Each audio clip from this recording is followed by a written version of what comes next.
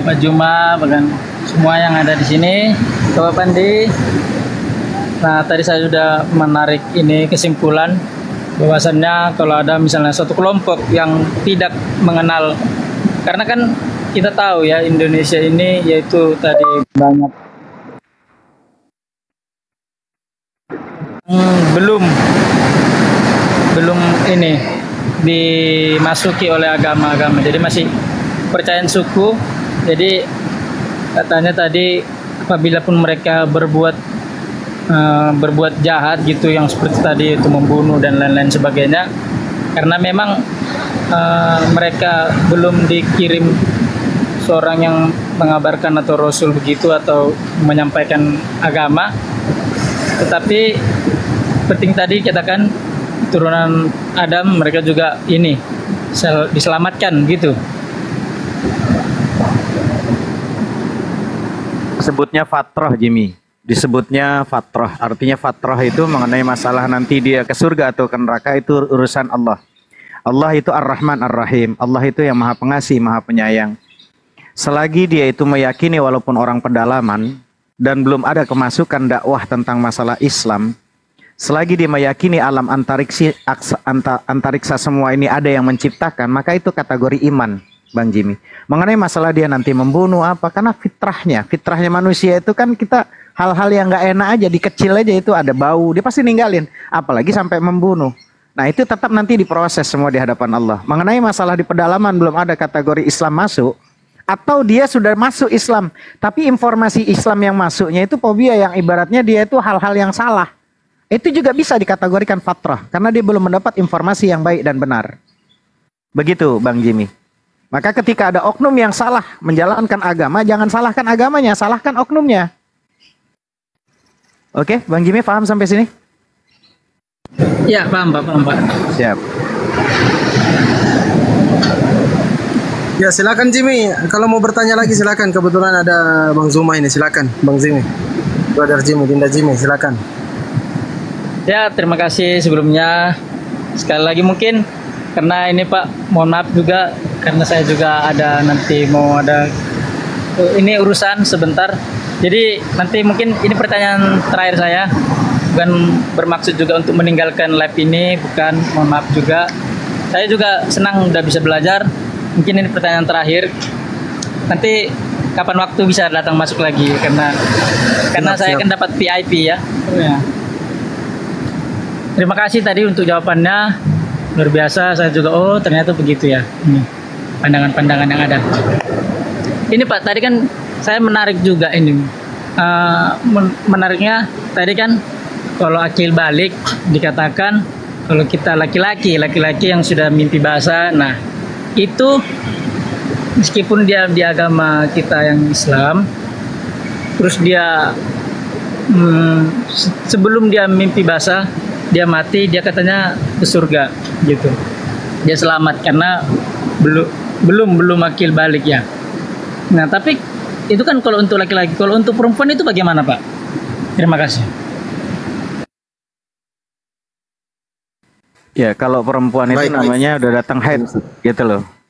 Jadi kalau perempuan itu sudah haid, menstruasi Bang Jimmy. Karena kalau laki-laki enggak. Emang kamu menstruasi Bang Jimmy?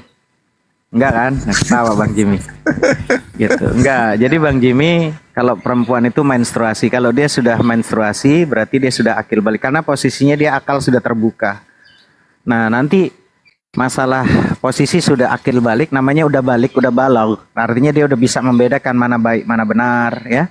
Mana yang salah, mana yang tidak nyaman. Nah, disitulah nanti posisinya, di situ ketentuan hukum sudah berlaku kepadanya. Maka tergantung kullu mauludin yuladu alal fitrah fa abawahu yahudiyan aw nasraniyan aw majusian. Semua anak Adam itu terlahir walaupun dia bapak ibunya Kristen, Yahudi, Majusi, ya. Kalau dia posisi belum akil balik ya. Nah, itu posisi nanti Allah yang akan menempatkan dia di posisinya yang Maha Rahman ini, ya. Maka disinilah ketika Bang Jimmy sudah disekolahkan ya sama orang tua sebagai rasa tanda kasih sayangnya kepada ayah ibu, gunakan akal untuk mencari kebenaran Bang Jimmy. Habis itu nanti sampaikan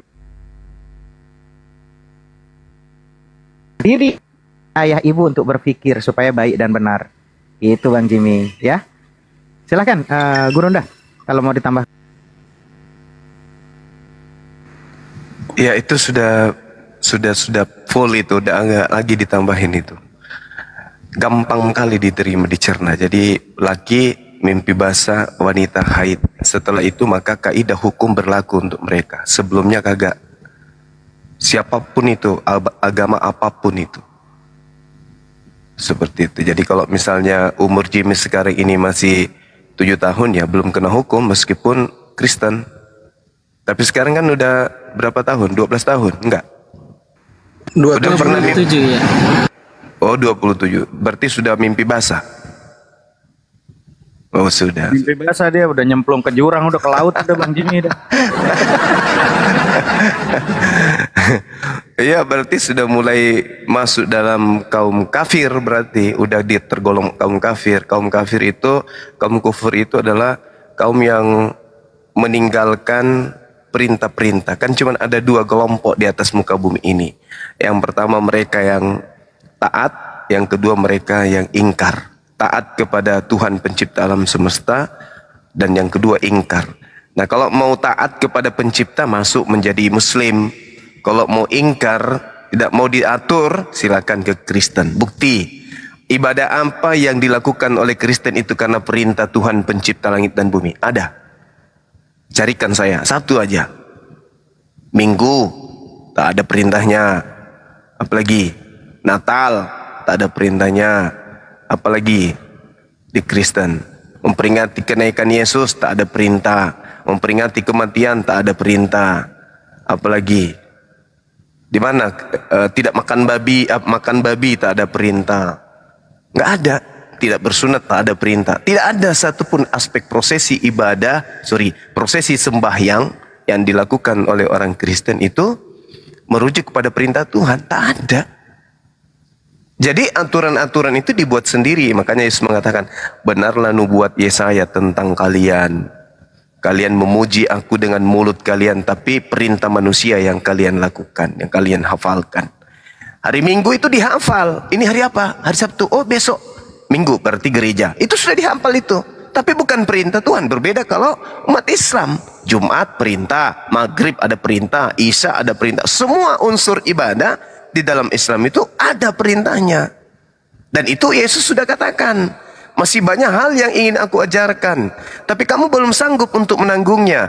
Tapi ketika ia datangnya itu seorang penghibur, seorang penolong lain, dialah yang akan mengajarkan segala sesuatu yang belum sanggup kamu tanggung hari ini, yaitu tentang kebenaran, keadilan, dan penginsapan dunia akan dosa. Siapa beliau? Baginda Rasulullah Muhammad SAW. Bahkan di dalam Matius 5 nomor 20, jika hidup keagamaanmu tidak lebih baik dari ahli Taurat, maka kamu tidak akan masuk ke dalam surga. Nah sekarang mana yang lebih baik hidup keagamaannya? Islam atau Kristen terhadap Yahudi? Yahudi sholat 3 kali dalam sehari. Kristen? Oh kami lebih banyak Bang Subah. Mana perintahnya? Mana dalilnya? Kalau orang Yahudi kan 3 kali. Lebih baik umat Islam 5 kali minimal. Itu wajib. Yang lainnya belum lagi yang lainnya. Apalagi yang ahli ibadah, yang ahli sholat duha, sholat tahajud, sholat sunat. Nah itu sholatnya lebih banyak lagi. Berarti lebih sempurna dari agama sebelumnya, yaitu agama Yahudi. Kristen nggak ada lagi. Oh 1 kali seminggu itu pun cuma pergi nyanyi-nyanyi. Itu.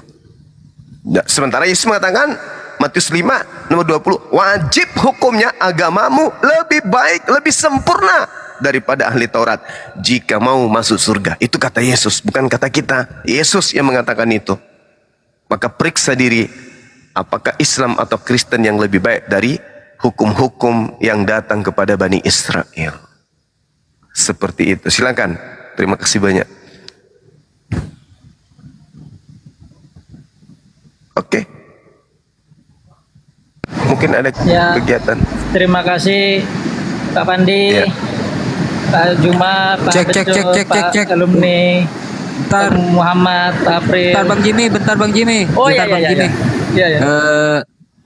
Itu kan tadi kan di surah Al-Isra ayat 15 sudah clear ya. Allah tidak akan mengadab suatu kaum yang mana kaum itu belum diutus seorang rasul pemberi peringatan.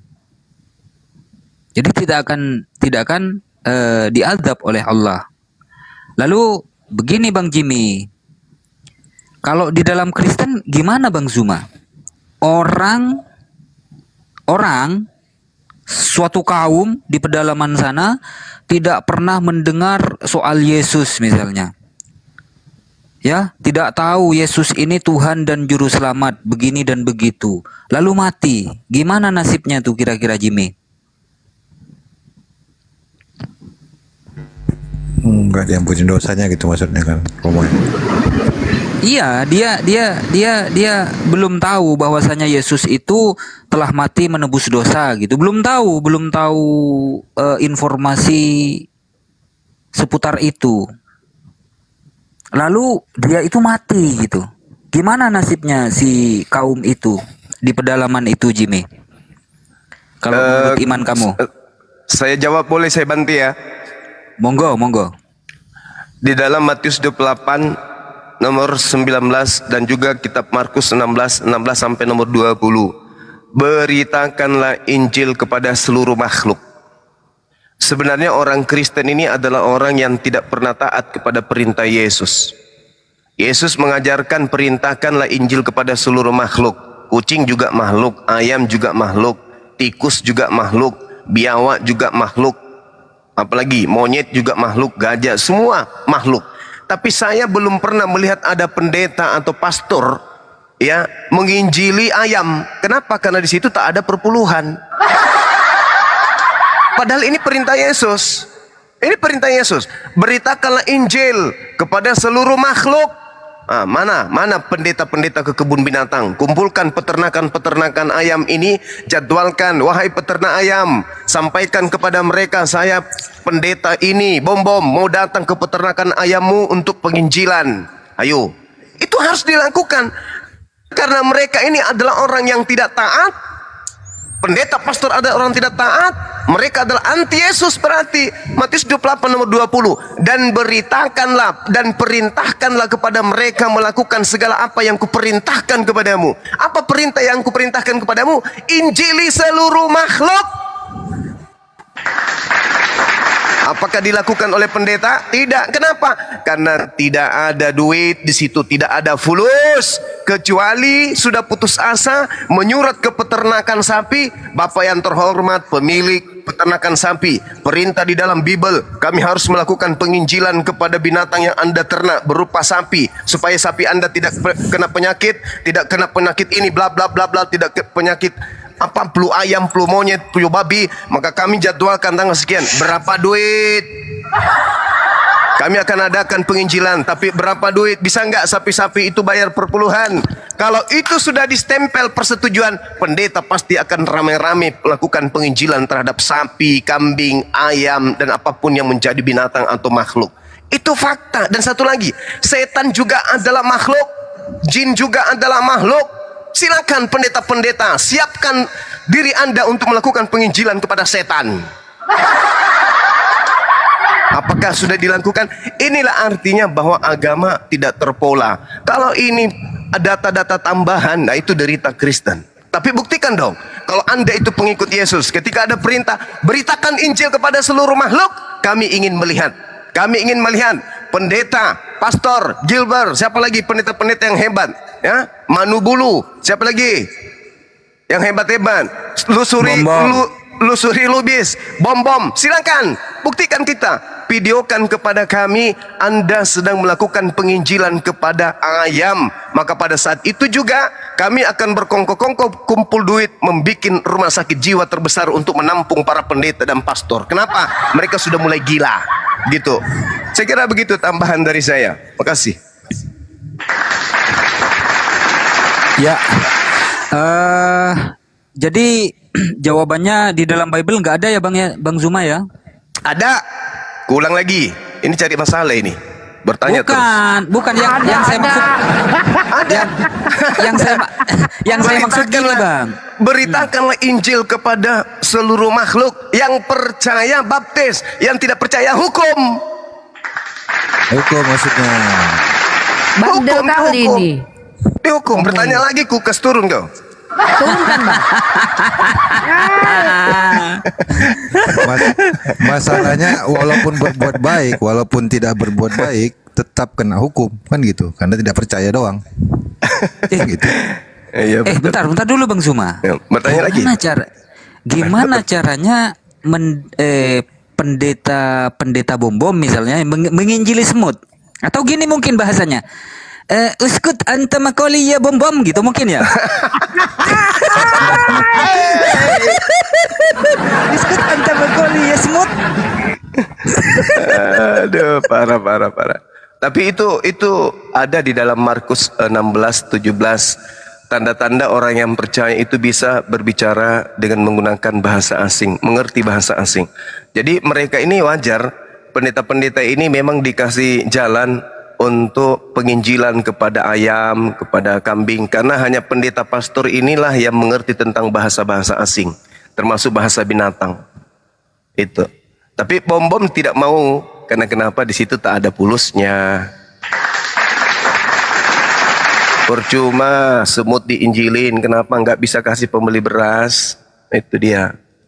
Atau dia juga nggak percaya Bang Juma, makanya dia nggak Iya. bisa jadinya. Iya itu dia makanya nggak percaya ya, karena dites minum racun nanti dia. Kalau percaya kan bisa. Bahaya. harusnya. Iya, udah jangan bertanya lagi. Itu Jimmy ya, kalau dalam Islam orang-orang itu tidak akan diazab oleh Allah karena orang-orang itu belum mendengar tentang Islam. Itu Jimmy, itu adilnya Allah. Ajak orang tua Bang Jimmy, saudara-saudara, kakak, adik untuk berpikir. Jangan cuman kamu berpikir sendiri saja. Kalau kami, Bang Zuma, Unirifa, Fandi, dan semua para guru-guru di sini, karena Rahman dan Rahimnya Allah. Saya pribadi, Bang Zuma dan Unirifa, ini karena rahmatnya Allah. Kita masuk surga karena rahmat Allah. Kita bisa punya ilmu karena rahmat Allah. Kita bisa bertemu di sini Bang Jimmy dengan Bang Zuma ini karena rahmatnya Allah. Karena kasih sayangnya Allah. Kita bisa